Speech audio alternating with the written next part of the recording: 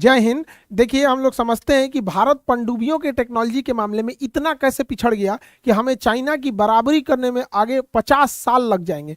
और हमारे नौसेना के अधिकारियों ने जो एयरक्राफ्ट कैरियर पे भरोसा दिखाया था, तो हमें एयरक्राफ्ट कैरियर के मामले में तो ठीक है, बट पनडुब्बी के मामले में इतने कैसे पिछड़ गए। देखिए, पनडुब्बी को हम साइलेंट किलर कहते हैं। ये पानी के अंदर रहती है, जिस वजह से ये ऑलरेडी स्टिल्ट हो जाती है। कोई रडार सैटेलाइट इसको पानी के अंदर नहीं पकड़ पाता है। बालाकोट सर्जिकल स्ट्राइक के समय हम लोग पाकिस्तान की पनडुब्बी को ट्रेस कर रहे थे, जो 21 दिन बाद ट्रैक हुई थी। सोचिए, 21 दिन लग गया था हमें पाकिस्तान की पनडुब्बी। 21 दिन में कोई हथियार, कोई पनडुब्बी कितना तबाही मचा सकता है, आप आइडिया लगाइए। तो इन पनडुब्बियों के बारे में हम लोग समझते हैं, ये पानी के अंदर चलती है। इसे चलाने के लिए इसके प्रोपेलर को घुमाना पड़ता है। अब इन प्रोपेलर को घुमाने के लिए सिंपल सा है, इसके अंदर एक ठो इंजन सेट करते हैं, इंजन इसको नचा देगा। तो हम लोग एक इंजन लगा देते हैं, लेकिन जब इस पनडुब्बी को पानी के अंदर ले जाते हैं तो इंजन काम ही नहीं करेगा, क्योंकि इंजन को धुआं निकलने के लिए भी चाहिए और इसको एयर भी चाहिए, क्योंकि बिना ऑक्सीजन के तो फ्यूल जलेगा नहीं यहाँ पर।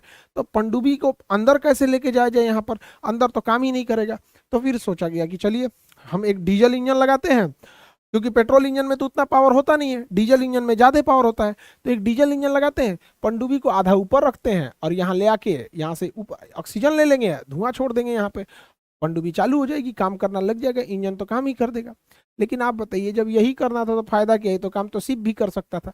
पनडुब्बी का मेन काम है नीचे जाना, नीचे गया तो ऑक्सीजन खत्म, यहाँ पर ऑक्सीजन बिना इंजन चल ही नहीं सकता है यहाँ पे। तब क्या किया जाएगा? तब इसके लिए हाइब्रिड टेक्नोलॉजी लाया गया।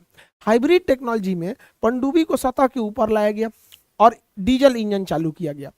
डीजल इंजन चालू करके इसके अंदर बिजली बनाया गया, उस बिजली से बैटरी को चार्ज किया गया। तो बैटरी चार्ज हो गई। अब इस बैटरी के दम पर जब इसको अंदर जाना हुआ तो इंजन बंद करके अंदर चला गया और अंदर इसको बैटरी के दम पे ले जाया गया। यानी हाइब्रिड सिस्टम है, डीजल इंजन भी काम करेगा, बैटरी चार्ज होने के बाद पनडुब्बी अंदर चली जाएगी। यानी अंदर जाने के बाद पनडुब्बी डीजल इंजन पे नहीं चलती है, बल्कि वो बैटरी से चलती है। इसका दो फायदा होता है। एक तो भैया अंदर में डीजल इंजन चल ही नहीं पाएगा, दूसरा ये होता है कि बैटरी से चलने पर बहुत साइलेंटली चलती है। इसलिए इस पनडुब्बी को चलाने के लिए हमें एक डीजल इंजन चाहिए और बहुत ज्यादा मात्रा में बैटरी चाहिए।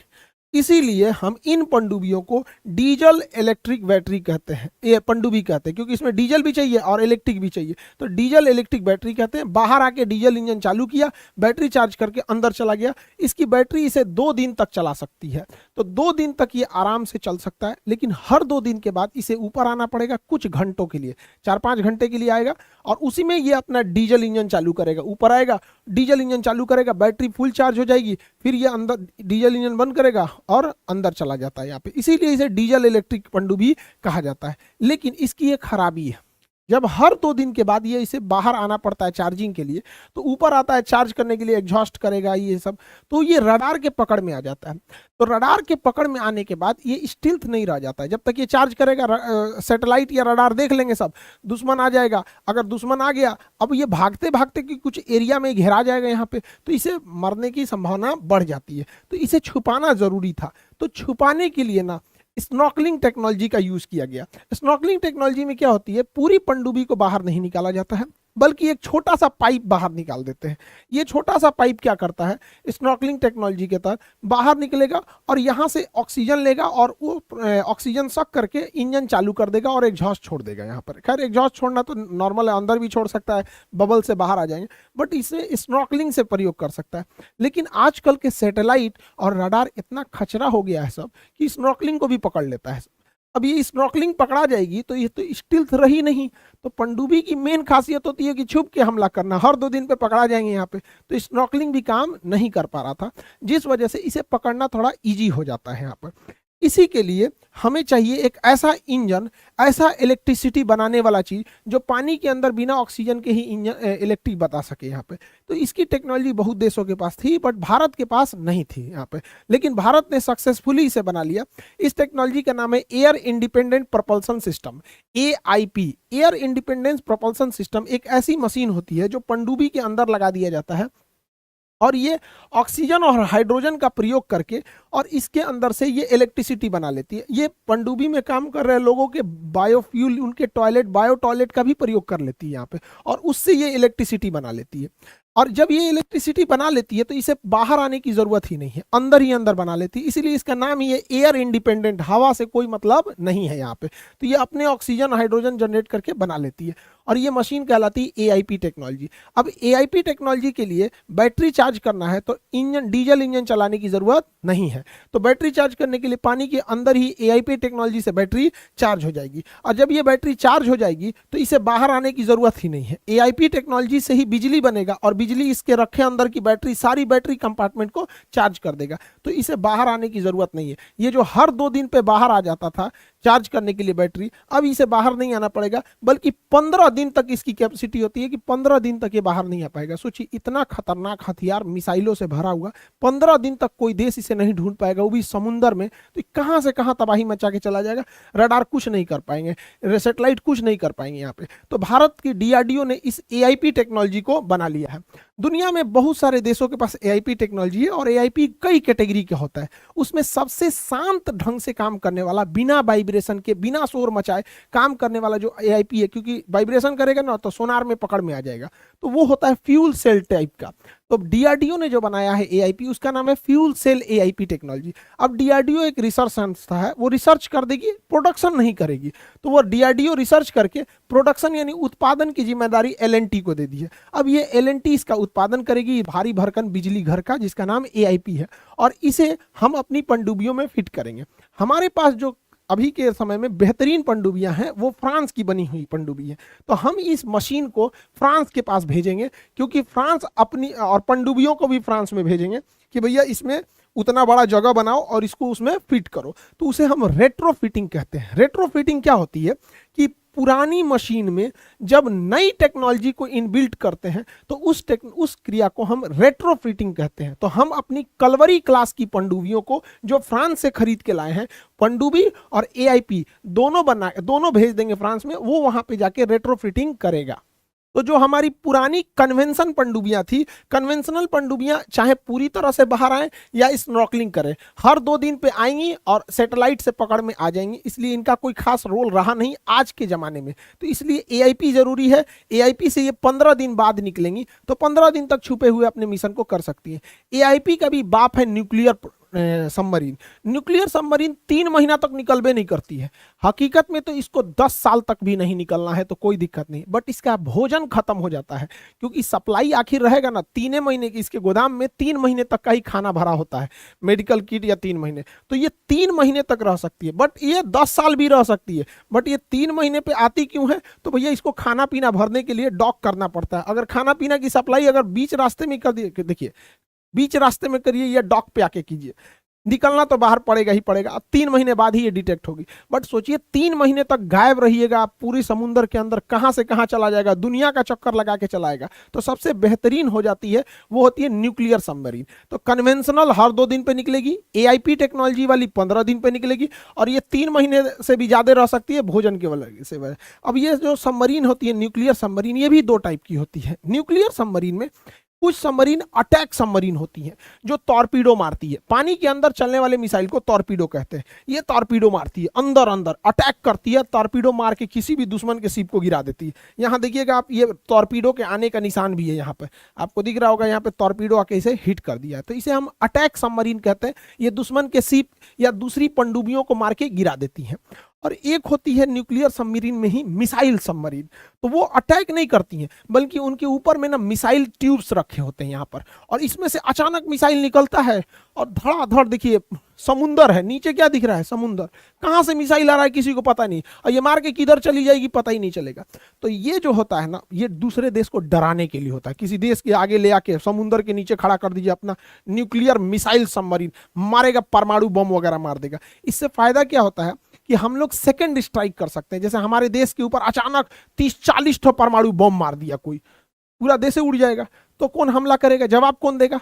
तो हमारी जो न्यूक्लियर सबमरीन है, जो मिसाइल लेके घूम रही हैं, वो मारेंगी, फिर सेकंड स्ट्राइक मारेंगी यहाँ पर, और वो पानी के नीचे से मारेंगी जो देश ने परमाणु बम मारा है। समझ में आएगी नहीं? तो ये सेकंड स्ट्राइक के काम में आता है, युद्ध के काम में नहीं आएगा, एकदम लास्ट ऑप्शन होता है।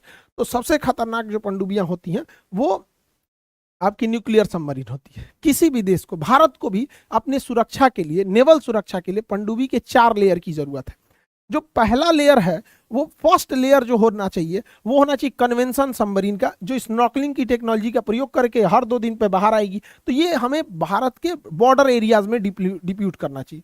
जो डीप सी में जाएगा वो एआईपी इक्विप्ड होना चाहिए ताकि 15 दिन तक बिना निकले वो काम कर सके।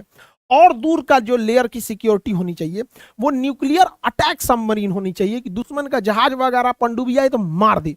और एकदम डीप ब्लू ओशियन होना चाहिए एकदम दूर दूर तक, तो वो होनी चाहिए न्यूक्लियर मिसाइल। तो 4 टाइप की, कन्वेंशनल पास में हो गई, एआईपी टेक्नोलॉजी मिडिल में हो गई, न्यूक्लियर अटैक और दूर हो गई, एकदम दूर रहना है तो न्यूक्लियर मिसाइल। तो हमारे पास चाहिए 4 लेयर की सिक्योरिटी, जबकि भारत के पास 4 लेयर की सिक्योरिटी नहीं है। हमारे पास न्यूक्लियर अटैक सबमरीन नहीं है और हमारे पास एआईपी अभी भी किसी में इंस्टॉल नहीं है। तो हमारे पास एक कन्वेंशनल सबमरीन है और नहीं तो फिर मिसाइल मारने वाली, अटैक नहीं है। तो जबकि हमें चाहिए 4। आप लोग को क्या लगता है कि भारत सरकार को इन चारों लेयर पे सोचना चाहिए कि नहीं? जबकि हमारा दुश्मन जो है चाइना, उसके पास 4 लेयर की सिक्योरिटी है यहाँ पर, और उसके पास हमसे 4 गुना ज्यादा पनडुब्बियां हैं और परमाणु पनडुब्बियों का जखीरा है, एआईपी टेक्नोलॉजी की पनडुब्बियों का उसके पास जखीरा है। यहाँ पर पूरी दुनिया को चौंका के रखा है चाइना ने। लेकिन चाइना के पास जब इतनी पनडुब्बियां हैं तो आखिर हमें अपनी सुरक्षा कैसे करना है? पनडुब्बी खतरनाक है बट पनडुब्बी को भी तो मारा जा सकता है। तो इसके लिए हम अमेरिका के 2 जहाजों का यूज करते हैं। एक हेलीकॉप्टर है रोमियो हेलीकॉप्टर, ठीक है, और एक जहाज है जिसका नाम है P8I पोसाइडन। ये हेलीकॉप्टर के नीचे रडार लगा होता है, सोनार, और इसके अंदर भी बहुत हाई फ्रीक्वेंसी के सोनार वगैरह लगे होते हैं। ये पानी के नीचे पनडुब्बियों का पता करते हैं, और अगर मान के चलिए इन्हें आभास हो जाता है कि नहीं गहराई पे शायद पनडुब्बी है, तो ये सोनो वॉइस नीचे गिरा देते हैं। इक्विपमेंट होता है एक ठो सोनो वॉइस, ये क्या करते हैं नीचे सोनो वॉइस गिरा देते हैं समुद्र के अंदर। वो समुद्र के अंदर गिर के तरंगे छोड़ता है और पता लगा लेता है कि कहीं कोई पनडुब्बी तो है कि नहीं यहाँ पे। तो अगर कोई बाहर से स्नॉर्कलिंग से जांच कर रहा होगा या बाहर निकल के चार्ज कर रहा होगा तो उसको पकड़ लेगा। लेकिन एआईपी इक्विप होगा या परमाणु पनडुब्बी होगी तो निकलेगी ही नहीं।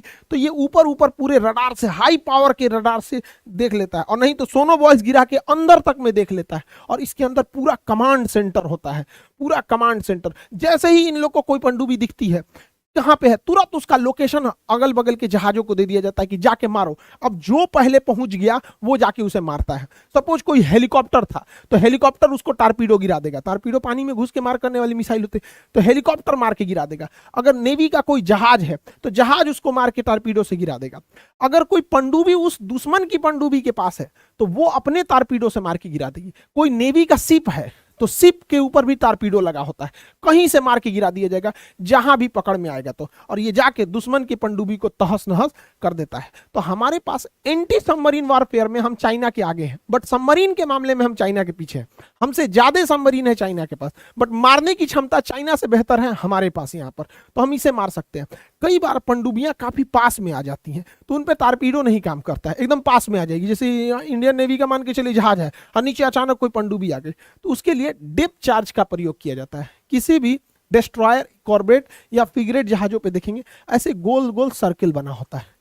अब इसको जूम करके दिखाते हैं, ये इसे डेप्थ चार्ज कहते हैं।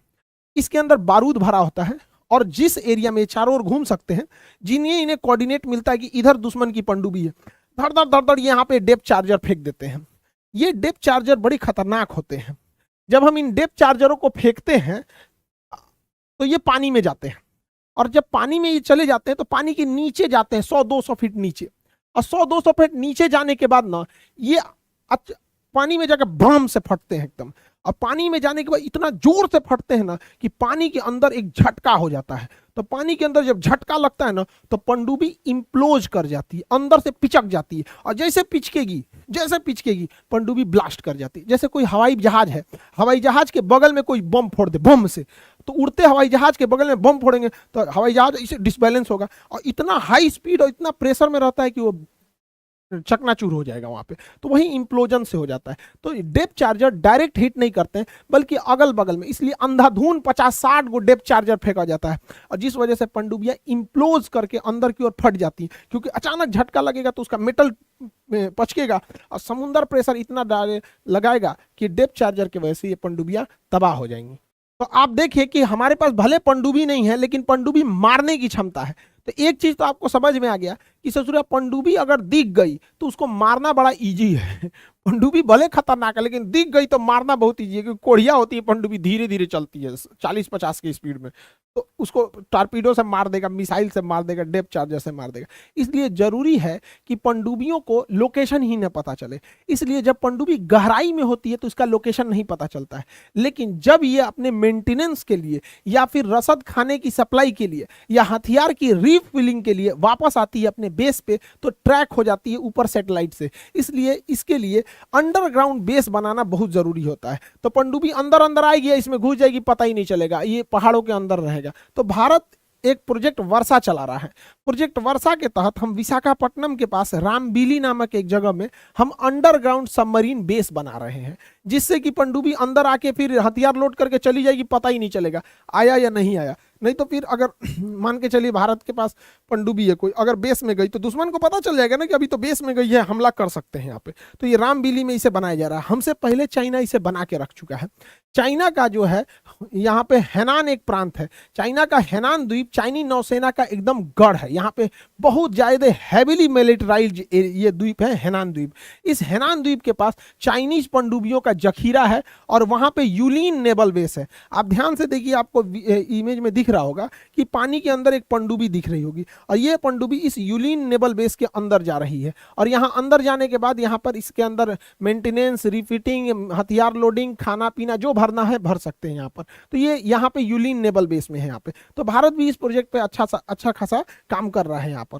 अब नेवी में आप अक्सर एक शब्द यूज सुनते होंगे, किसी शिप को बोलता है कॉर्बेट है, किसी को फ्रिगेट कहता है, किसी को डिस्ट्रॉयर होता है, तो कोई लैंडिंग शिप होते हैं, कोई पेट्रोल वेसल होता है, कोई कैरियर होता है, कोई एम्फीबियस होते हैं, सब ये अक्सर आप लोग सुने होंगे यहाँ पे। और पनडुब्बी के मामले में अगर आप यूपीएससी मेंस लिखेंगे तो साइंस एंड टेक के पार्ट में आपको ये तो अच्छा खासा आपको लिखना पड़ जाएगा यहाँ पे कि पनडुब्बियों के लिए, क्योंकि ये ज्वलंत मुद्दा है, तो पनडुब्बी में दो चीज आप सुनते होंगे यहाँ पर कि एक प्रोजेक्ट 75, I-76, 77, 877 क्या है।